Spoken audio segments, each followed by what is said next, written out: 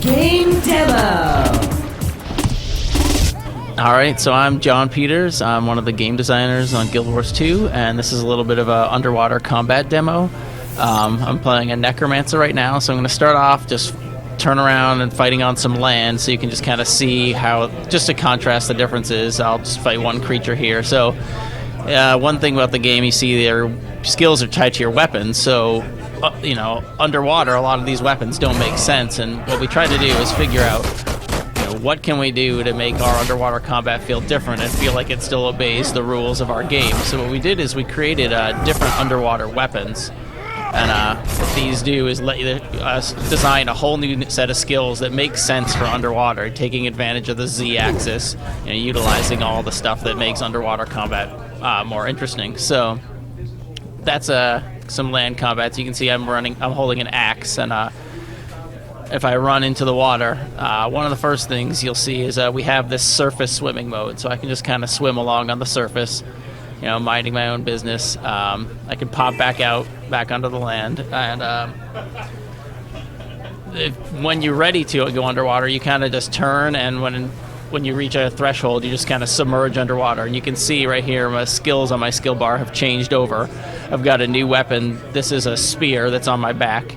I can pull that out, and conveniently I'm being attacked by a drake. So you can see my skills are very different underwater. I have one of the underwater weapons is a spear. That's one of the ones that the Necromancer can use. You can use it to stab this drake. He's got a couple of different skills.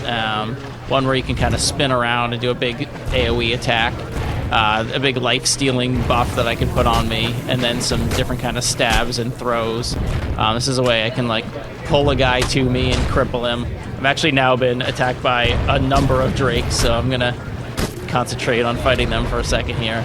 One thing that's nice about the underwater combat as well is that the creatures are different. So if I pulled these drakes out of the water, they'd be breathing fire at me, but of course you can't breathe fire underwater. So what we do is we create a scenario where underwater the creatures have very different skills. You'll see these drakes doing different swimming around and doing different kinds of attacks than you'd see them doing on land.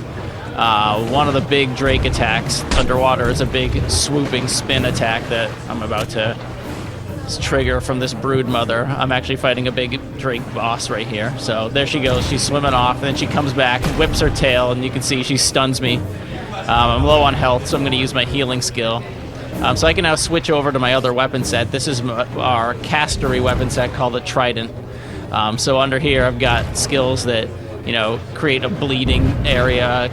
I can steal life from them. I can entomb them and make them sink to the ground. So I cast this spell. So this takes a lot of advantage of our 3D stuff. We have skills that can sink the player as well as bring them back up.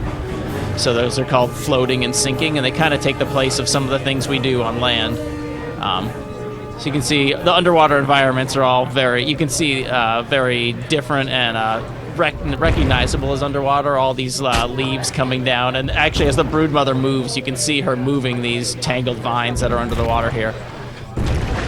This is a Necromancer skill that charges up a bunch of power. Oh, she just stunned me. Charges up a bunch of power and then sucks in and deals a bunch of damage and freezes enemies underwater. So I'm going to sink her again.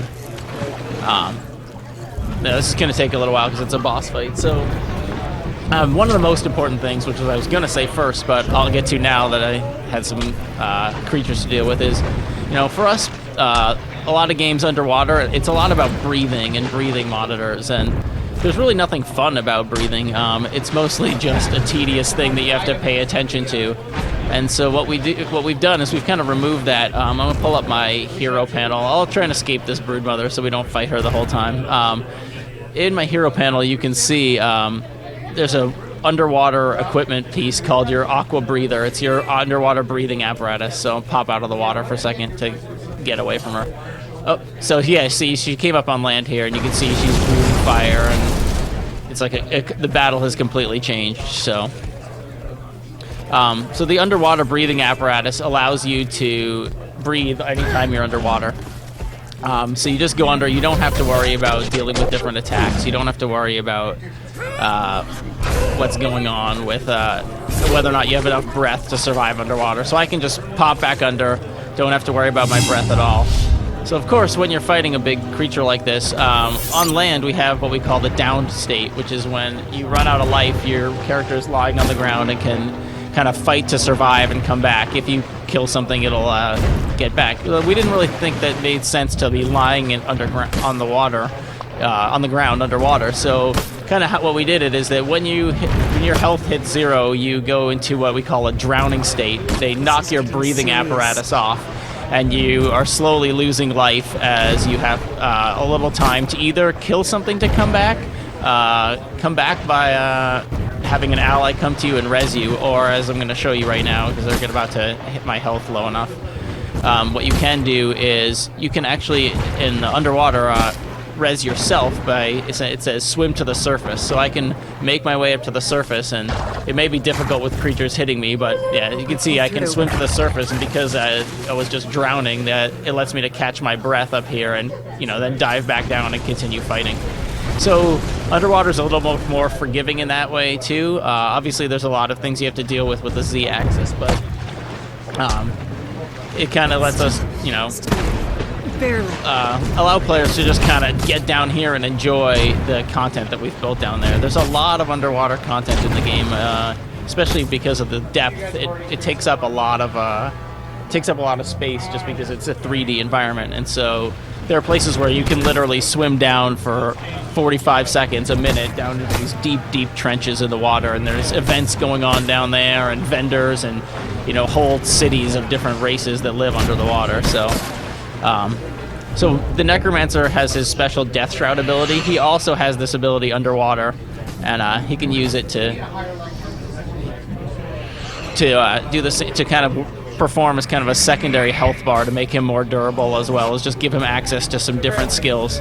So he kind of gets a lot of the mechanics that the professions have, they share in their underwater counterparts, so that you kind of don't have to relearn the profession. We didn't want it to feel like it was a completely different game, but at the same time we want you to feel like there's a reason to be underwater and there's something different about it.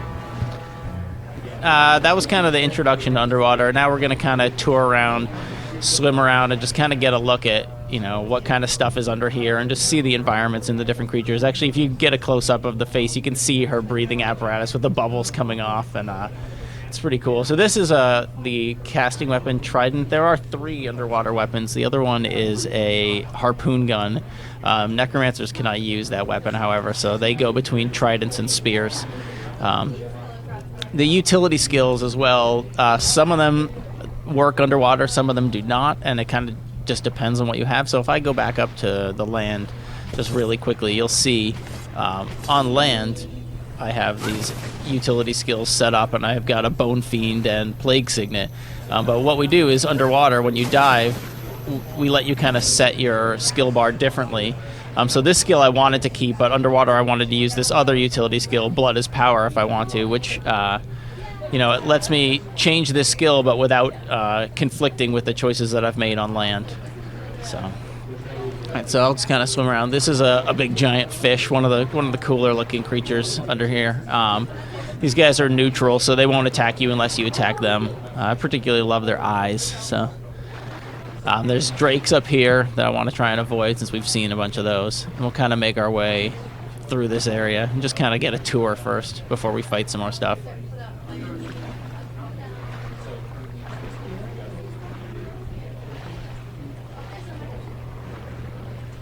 Yeah, so you can see seaweed and stuff moving as stuff swims by it. Then I think I showed that when you do pass underwater, or when you do come out of the water, you get this splash screen effect to kind of show you that you've come out, and then the water fades away and drips off. And similarly, when you go in, there's that first bubbles. So I'm going to cut over this area, and I think there's a little thing I can swim, a little cave I can swim through. Let me look at the map and send us over there. Yeah, it's right through here. So I'm just going to head over here and swim through this cave a little bit so you can see some of that area. And this is the area right outside of Lion's Arch, which is the big central city in the game. So you might be able to catch a glimpse of that as well.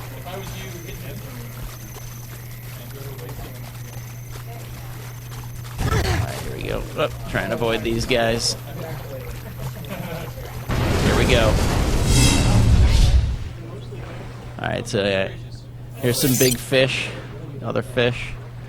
This is kind of different kind. There's a large variety of underwater creatures. In this map, we'll see shark and some fish, these big gulper fish, drakes, crabs. Some of these things are amphibious as well. So these guys called skelk, they live underwater, but they can actually come on the surface too. So let's take a look at one of this. So that's a skill that poisons him, and then I can cast these bleeds on him. The Necromancer's a lot about stacking up different kinds of degen to work on guys. So it's my big tomb spell. It's like the big explosion. You know, a lot of other things work pretty similarly underwater. There's just the looting. Everything else works a lot like it did before. Here's a little bobbing chest that's kind of just floating under there. So I'm gonna make my way through this cave now. It's one of the cooler environments in there. So it's filled with these skelk guys. Let me switch over to my other weapon.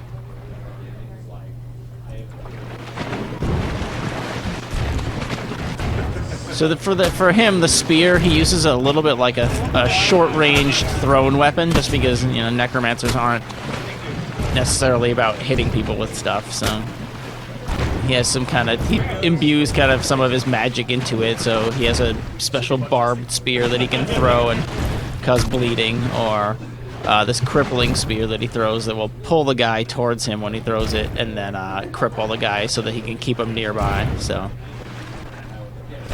there's that pull, and then they cripple. Looks like I got some barracudas as well. So, you know, sometimes it's easy to forget, because I've been playing our game for a while now, just how great it is to, you know, not be worrying about how much breath I have left. So cutting my way through the depths here. See if I can sneak under these guys. You know, and every creature's got different anims for moving underwater too, so you can see he's really smooth. Here's a group of them coming after me. You know, in the land too, we had the double tap dodging that applies underwater too, so I can double tap backwards and dodge back. So right here, this is one of our friendly underwater NPC races called the Quagan. This is kind of entrance to one of their towns, so you can see a Quagan is going to help me fight these guys. So here's a big AoE attack that you can do.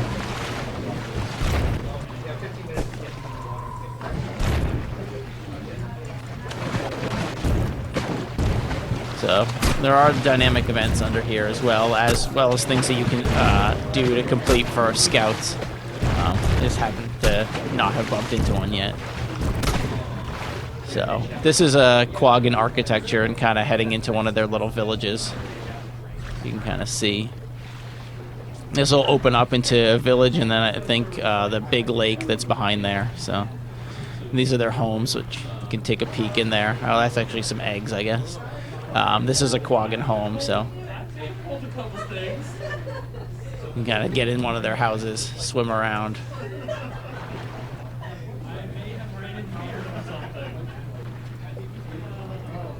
Oh. So here's a named guy. Let's see if he's gonna. Oh, swam off. There you go.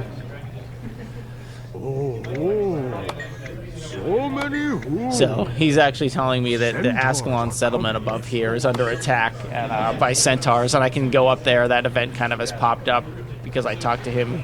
He kind of marked it for me. If I walked over there on my own, I would just discover it, but he kind of helped me by kind of letting players know that there's stuff going on. There's actually NPCs in the world running around talking about these things. So this is kind of underneath this big giant lake.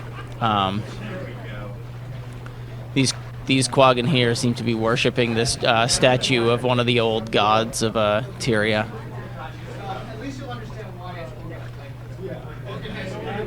So I'm going to try and get to... In the middle of this lake, there's a pirate island where I can kind of fight some pirates underwater, so I'll make my way over there. Could show you kind of some of the attacks of one of these gulper fish a little bit, and they're swimming. So I'll let you kind of. So he's kind of his special abilities. He's got a big chomp that steals life from you, and then he'll regenerate himself. So you want to kind of try and keep him from doing that. Actually failed already, just because he happened to have used it already. But I'll just fight a little now. Switch over to my casting weapon.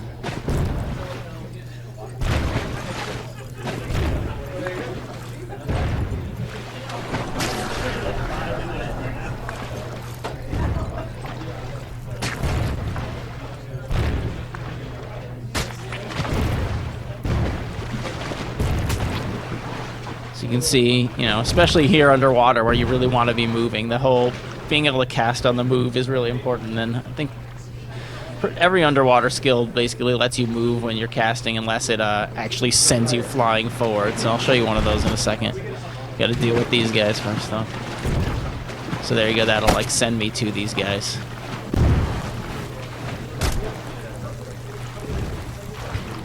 As you kind of dart through the water. So I'm using my underwater death shroud again. There's kind of a bunch of different strikes that it does. There's kind of a wave that shoots out. This is creates a big cloud of blinding area that will keep guys from being able to hit me. So you can see my death shroud is expiring, and when it does, I'll pop back to my normal health bar. And that's kind of the way that the Necromancer is really durable. So.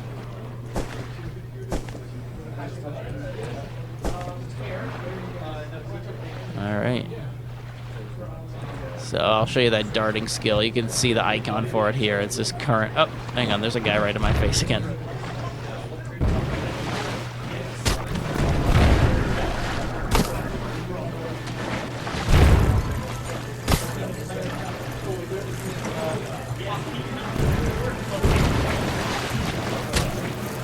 Alright. Let's get these guys out of here.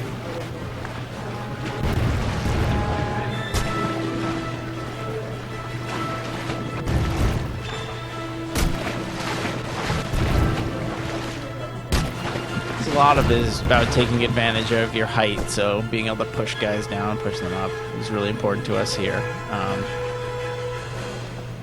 And just trying to get, you know, underwater to feel like a game that I want to play, a place where I want to explore is really important to us. So, yeah, so I'm going to head back up onto the land to fight these pirates. Assume I can get away from all the stuff that's chasing me. So you can actually see this bottom of this ship is one of their bases.